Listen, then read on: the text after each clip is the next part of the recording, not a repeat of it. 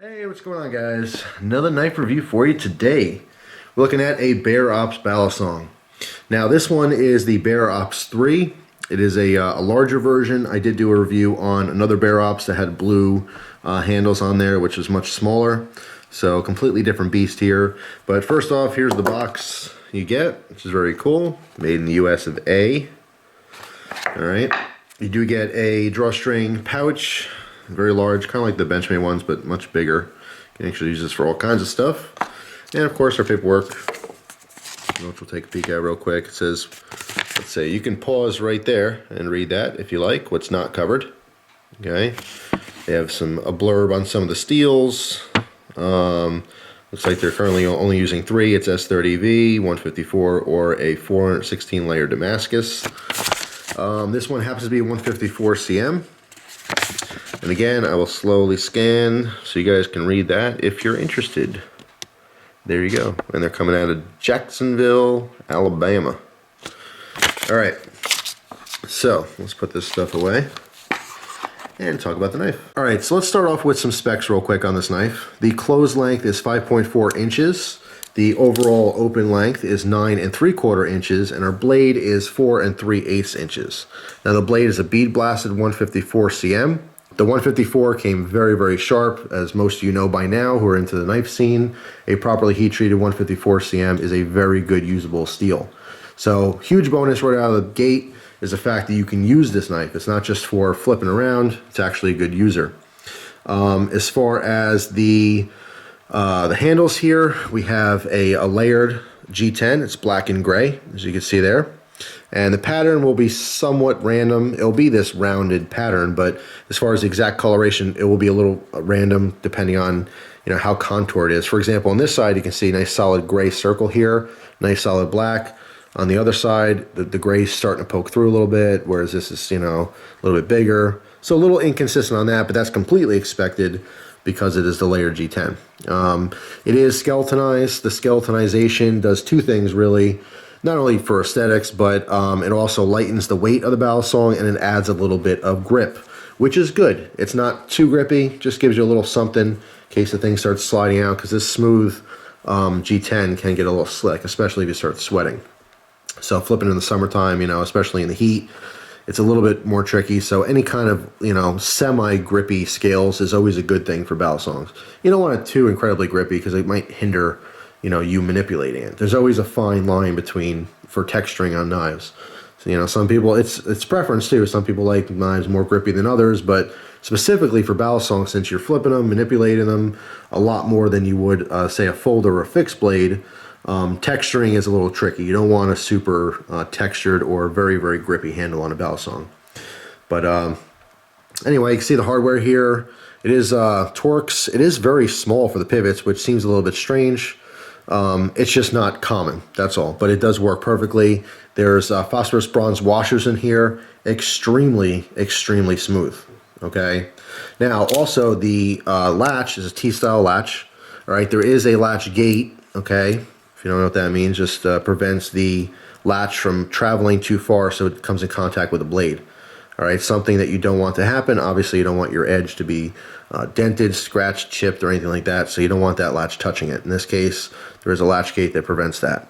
The latch is not removable. Okay, on some of the other models, I believe the Balisong 4, it is removable, which is definitely preferred, but I personally don't care. The only time I would remove a latch from a Balisong would be if I was EDCing it in an open sheath.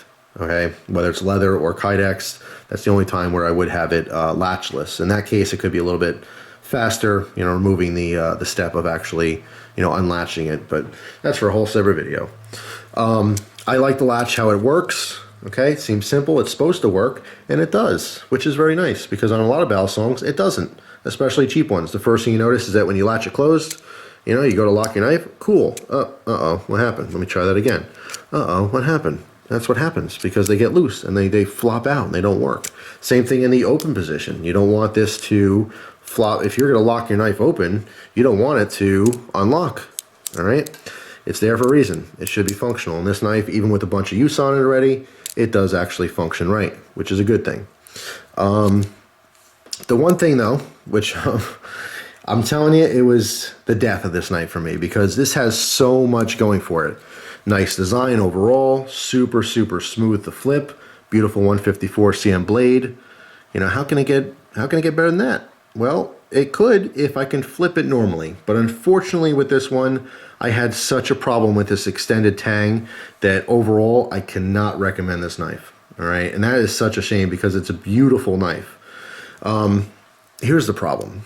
Now, most of you Balisong guys already see it, but this tang extends out further than most tangs do. So what happens is when you're manipulating this knife, okay, flipping it around, doing whatever you're doing, this happens. If your finger's up too high in the handle, it comes down and it pinches you. This is not good, nor is it common to have this problem, okay? Like I said, most tangs don't extend out this much, all right? So in coming down, it just, a couple times it pinched me pretty bad, to the point where like I dropped the knife. I thought I cut myself. I'm like, what the hell was that? I'm doing a normal move I'm used to doing. And you know, real sharp pain in my finger, and I looked at it and it was kind of bruised up a little bit. And it's just because of this design. So overall, the quality is completely here. American made, 154 cm, super smooth, latch that actually works, nice G10, right? You think you'd have a winner, but unfortunately, it is just not, you know, manipulating friendly. So I'll put it to you this way. If you're buying Balisongs because you just want to flip them, that's all you want to do with them, pass this one up. I would not recommend this one. I would highly recommend the Balisong 4, the aluminum versions, okay? Very much recommended. Plus, I believe the Balisong 4, it's a little bit smaller model, but you can get it for like 90 bucks or so. Whereas this one was $146.95 at Blade Ops. So for the price, I think it's more functional as far as manipulating, and it's cheaper.